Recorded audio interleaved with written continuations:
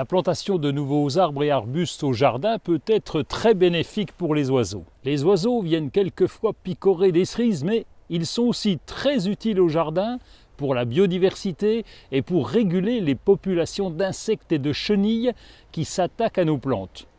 Une mésange peut dévorer son poids en chenilles chaque jour pendant le printemps. Elles sont aussi des alliés indispensables pour les jardiniers. Et pour les conserver au jardin, il est facile de planter des végétaux qui pourront leur apporter un abri, mais aussi de la nourriture. C'est le cas par exemple du sureau noir qu'on peut installer en haie ou en isolé. Ce grand arbuste donnera dès l'automne des baies dont les oiseaux raffolent. Un autre arbuste qui peut servir d'habitat et de garde-manger, c'est le pyracantha. Le buisson ardent est un bel arbuste qui peut monter jusqu'à 3 mètres de haut. Il est considéré comme une plante défensive avec ses épines particulièrement pointues. Impossible pour les prédateurs de venir déranger les oiseaux qui ont choisi de nicher à l'intérieur. Dès l'automne et pendant l'hiver, ils se couvrent de fruits colorés très décoratifs. Ils sont très appréciés par les oiseaux. Le houx a presque les mêmes caractéristiques.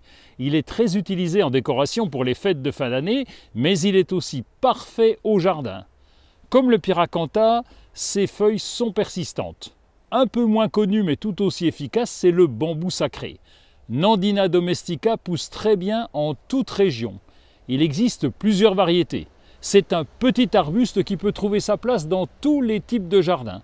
Ses fruits sont rouges et apparaissent en automne. Et pour conclure ce tout petit tour d'horizon, n'oublions pas les rosiers. Qu'il s'agisse d'églantiers, de rosiers du Japon, de rosiers lianes ou de certaines variétés à fruits, les rosiers, avec leurs épines acérées et leurs fruits comestibles, sont des plantes appréciées pour nos amis les oiseaux qui vont pouvoir y trouver refuge et picorer les fruits du rosier qu'on appelle les cynorrhodons. La liste est encore bien longue, mais vous pouvez aussi compléter ces plantations en ajoutant des nichoirs au printemps et des abreuvoirs en hiver. Sans oublier aussi des mangeoires, toujours en hiver, afin d'apporter un complément de nourriture à nos amis à plumes pendant la difficile période hivernale. Les oiseaux sont indispensables au jardin et pour la biodiversité, alors autant leur simplifier la vie.